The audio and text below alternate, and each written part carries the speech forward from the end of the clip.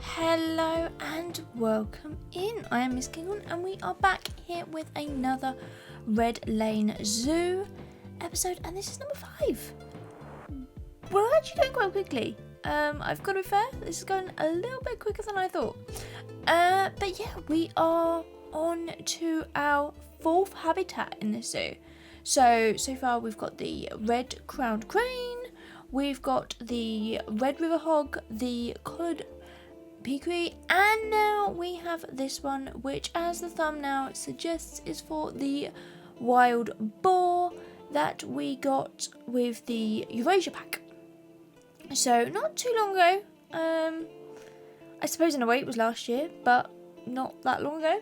And this actually is going to be our 3rd and final pig that we've got in this little cluster. So this finishes off that sort of round loop of sort of habitats that we had at the sort of, it's not quite at the entrance, but it's near the entrance of this sort of zoo. So yeah, that's kind of where it all works into there, and we are going to have a few other habitats around it before we go on to our next sort of section or zone of this zoo. Now, you've seen me do this before. I did kind of shortchange you last time when we did this, because I think I just placed like one, and so I thought I'd place a few more into here of all of this, and then I do tidy up the insides as well. I have to be fair, the fencing for here, it went so badly wrong, it actually took me an hour, and I have an hour of recorded footage of just doing this fencing. Like, I don't know quite what happened with it, but to get it to look right, yeah.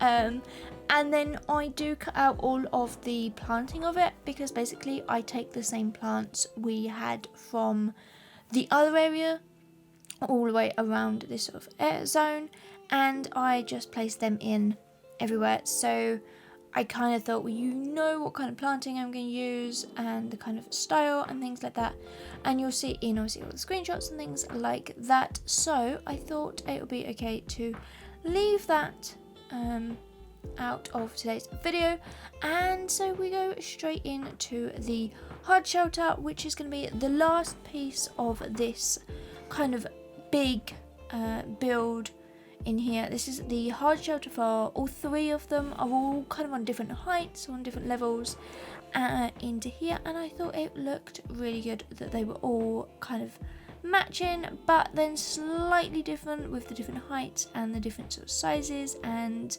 they're also at different angles and things like that. There are a few things I would like to change with this, and I might do that before we have our next habitat, and that is the doors that I lead out from this area to the habitat. You'll see it later on. I'm not overly happy with them, so I might just do a little bit of changing into there, but that's for later. You'll see that into there. But we do have this sort of sticking out sort of pokey area in here, which I couldn't change, so I just kind of incorporated it the best I possibly could into this little area in here, and I think it works out okay. It's not perfect, don't get me wrong, but I think the whole sort of look works in here, because it is that sort of mishmash of different buildings in here as well. So we pull out lots of things from the other builds as well, so you'll sort of see me going into the other habitats, especially for things like the little indoor fencing, because for this we do create 3 individual pens, and I think when I actually came to putting the animals in here, I think I have 5 animals. I think I have 4 females and 1 male in here, and they're already breeding. It took a while to get the screenshots for that beginning sort of intro video. It took a while. They were not playing ball, so yeah, they have already bred, and there is babies on the way. Not yet any in the photograph screenshots. What I will have to do, I think, because I think every habitat now has babies, we should have a baby recap. I think once we've done this sort of section, and then, because I think we've got, 2 more habitats to do in this zone, and then we're going to go and work on a different zone. And the map that I'm taking this from, and I've mentioned it in all of the others, actually has different zones. So it is a real life zoo, but I'm not doing a complete reconstruction. So I'm not naming the zoo, but it is a real zoo in, I think it's America. It might be South America somewhere, Mexico, possibly, or California or something like that. But anyway, it has distinctive zones throughout the zoo, and I thought, let's try and keep those as much as we possibly can, changing it up so some of the animals are slightly different because we don't have every animal ever in the world. And there is a large sort of aviary area which has lots of sort of monkeys and birds and things like that, which obviously we don't have a lot of them. I did go through and actually have a look at what animals are in the zoo and compare them to what animals we do have in the game, and tried my best to work out what we can do and what I can sort of replace them with, because I want to do it as close as I can to the map, but obviously it's not going to be a complete reconstruction. So yeah, we have in this zone, there is 2 more small habitats, way smaller than what we have been working on, so they are coming up in the next couple of episodes for this, and then we will be done. So once we've done all of that, what I'm thinking is do a little bit of recap, maybe have a little bit of a walkthrough, maybe at the end of a video or something, and sort of show off the animals and all of the babies and things like that. I think that would be a nice little recap end, maybe as a little bonus episode for this. I don't know, let me know if you're down for that in the comments below. But yes, this heart sort of shelter and the little pens is coming in here pretty well. As you can see, I'm using the same fence, so it kind of matches, so that if you do for any reason want to come in here, you sort of can see the inner workings of all of this.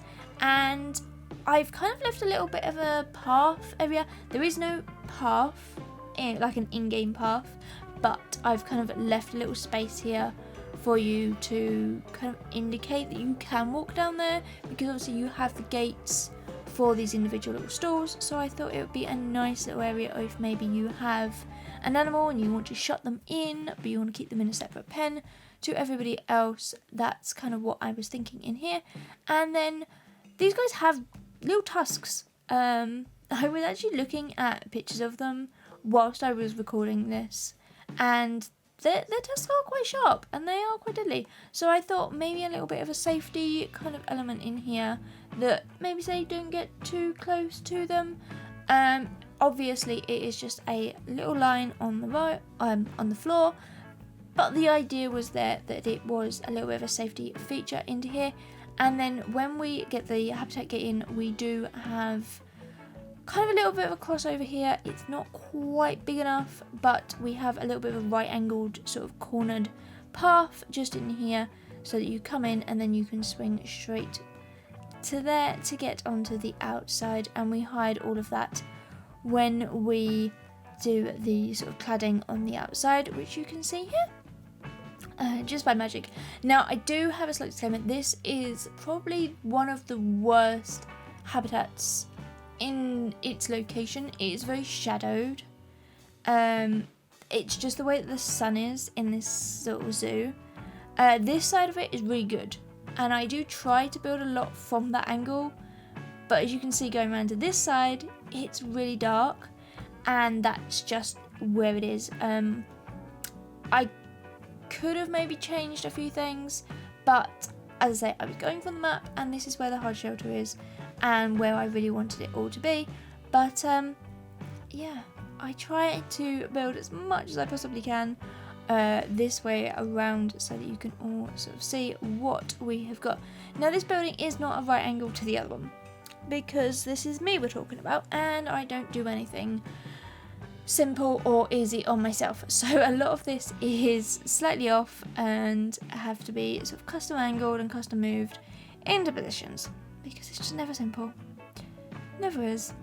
Anyway, into here, we get all of these in around this sort of building, which are the very nice sort of Indonesian little, I think that they're just logs, sort of poles, but they work really, really well, and I've used them pretty much everywhere for all of this because it works and it gives that sort of nice 3D texture that I think works really well for this sort of area into here.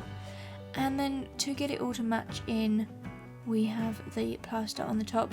So it's kind of a limestone on the inside, and then this sort of plaster in that soft grey on the outside, and also then on the lower sections on the inside as well, so that if the animals do rub their tusks or scratch up against it and things like that, it's easy to replace. That's kind of what I was thinking for all of this. Alright, then we're going into the shade to get this all the way around, and I think I cut off here, and as if by magic we have done that bit. It was a little bit too dark, so I thought I would just cut that out into here so that we could lose some of that into here. Now these are the bits that I said that I might change. I'm not entirely sure. I like them just sort of raised up. I was thinking of getting them underneath the plasterboard pieces that we have on this side, but they don't actually fit underneath them. So I'm thinking I may end up having to sort of change the way that this side of the sort of building all looks into here to kind of hide them a little bit more. But yeah, that's something I might do off camera later on so that it does fit and work nicely into there. But I do show you this bit and my struggles with the angles pieces in here. Right then, we are getting close to actually getting into the actual habitat on here as well. So as I say, this is for the wild boars, and I kind of go for a very sort of woodland kind of feel for this, because that's sort of their natural kind of habitat.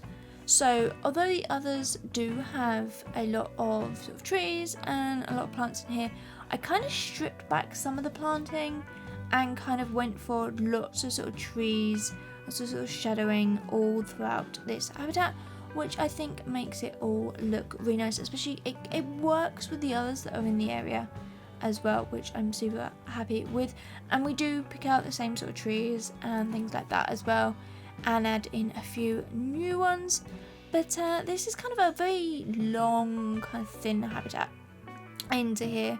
So we have a lot of slight elevation changes in here. Obviously we do have the water pool in here, and then this sort of raised up section where the hard shelter is, and then very much a sort of a lowered section where just before you get to the planting into here, and it gives the guests a nice view down. There's not too much sort of in the way when it comes to kind of guest view areas.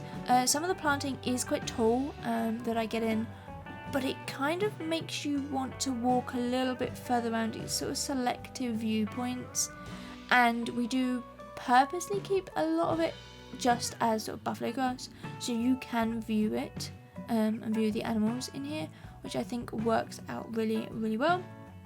Now the map has a big water section here. I don't think they don't require water, but I feel like they can use it and they can access it, and so I think that it kind of works in here for them.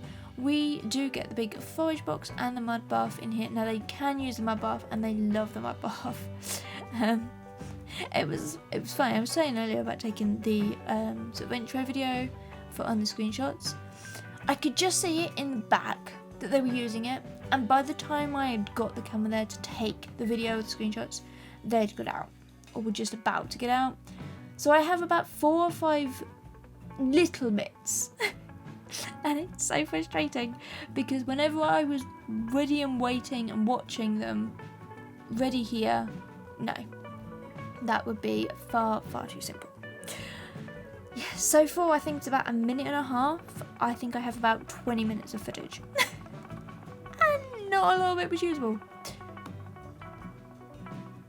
Now, as normal with these habitats, the planting that I do is for the zoo, not necessarily for the animal. So you are going to see planting that I put in that is not suitable for the animal. And I do put in a lot of sort of palms and a lot of kind of fern-like.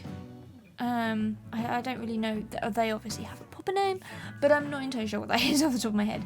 But a lot of sort of the planting that fits in with this whole sort of world. So you get a lot of plants that are actually on the outside kind of wall. I do bring those in and use them in the inside of this habitat. So there is a lot of those sort of crossover pieces that I think work really well, and it kind of just blends the whole look in with what I wanted into here.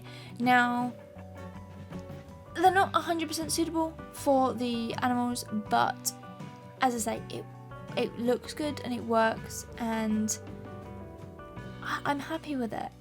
Now, this is my normal go-to trick for placing things when there's a slight change in the terrain, and it kind of just nullifies that. So you place a little half circle, as I've done here, and then you can place your feeders, your enrichment and things like that that require the terrain to be flat. And you'll see I'm going to do basically the same thing here, although very frustrated with the circles into here. And we do that because we're now going to place in the enrichment for the wild boar. So we have some cardboard boxes, because what animal could love those? There's a couple of melons go in, and then this big sort of feeder up here, scratching posts, and I do believe another cardboard box, because why not? We do also have the ball inside as well, which works really well for them, because it's a nice little bit of enrichment on the inside as well for them in here. Now, this is where I go through and try and find as many sort of plants that work. This, as I said, was a very sort of woodland, so there's lots of sort of grasses as well, but we do pepper it with other sort of plants that have a really nice sort of look and feel into here. Now, obviously, these animals will eat a lot of this, and part of me was like, do I put it behind fences? Do I make it that they can't eat it? Do I do this, that, blah, blah? And I just thought, these plants will grow back.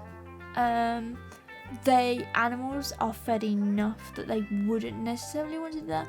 And because they're kind of animals in a different climate and a different biome, that maybe they wouldn't necessarily eat the other plants because they don't know that they can eat them.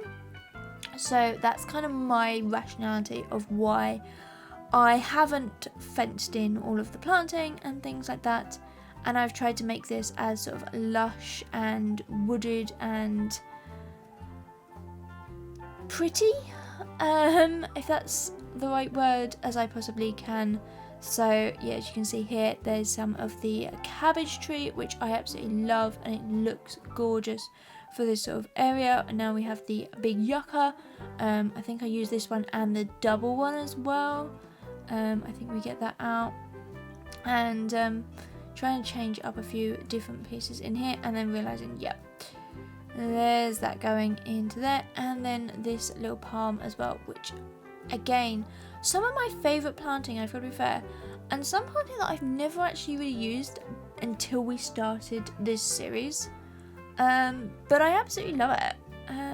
Finding new plants that work, that look good together in here. Obviously these aren't going to go in all of the habitats, but the ones where I can get it in and it looks good and works, then that's definitely what we're going to do. And then we do use some of the other coloured sort of grasses. So we have the parched and the dry grass, just for a few areas where maybe it has been eaten a little bit more. That's kind of what I was thinking into here. But we are quickly wrapping up this video. So, as we're getting trees in, let's say farewell. So if you have enjoyed this video, then please give it a big thumbs up and comment down below. Tell me what your favourite thing is, maybe you can even suggest what is the next animal going in here, and we'll see if you're right next time.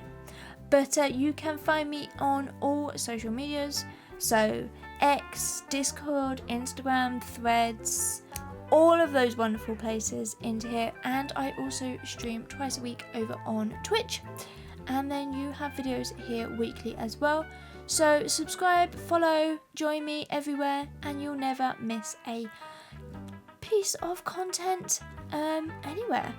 But until then, and until next time, I hope you have a wonderful day and stay happy and stay building. Bye everyone!